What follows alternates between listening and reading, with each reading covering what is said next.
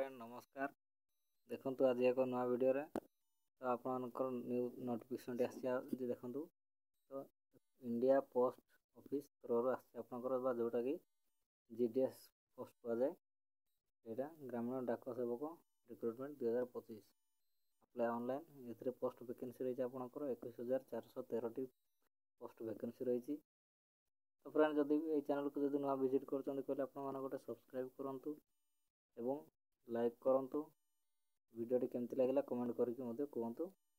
तो चलते video start करवा। वीडियो स्किप न करके आरंभ शेष जाए देखूँ और कौटी जब कौन बुझीपारे कहले आप कमेंट करके कहतु। चलते वीडियो स्टार्ट करवा।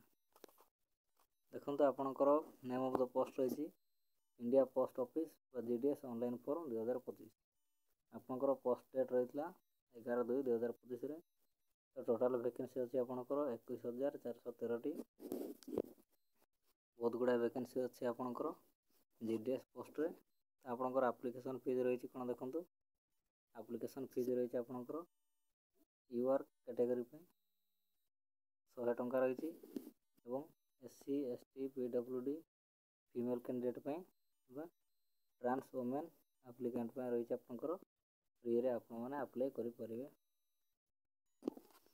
तो फ्रेंड जो मैंने अप्लाई करने चाहते जीडीएस पोस्ट रे से मैंने अप्लाई करनी ऑनलाइन आवेदन हम आपणकर एवं आपणकर ऑलरेडी स्टार्ट हो सारी देखो इम्पोर्टाट डेट गुड़ाक रहा आपणकर 10/2/2025 आपणकर अप्लाई ऑलरेडी स्टार्ट हो सारी। लास्ट डेट हूँ 3/3/2025 आपणकर 3/3/2025 आपणकर लास्ट डेट रोचे। तो जो मैंने अप्लाई करने चाहते से मैंने अप्लाई कर देखो एज लिमिट रही आपणकर एज लिमिट रही मिनिमम एज रोचे 18 वर्ष मैक्सिमम एज लिमिट रोचे 40 वर्ष।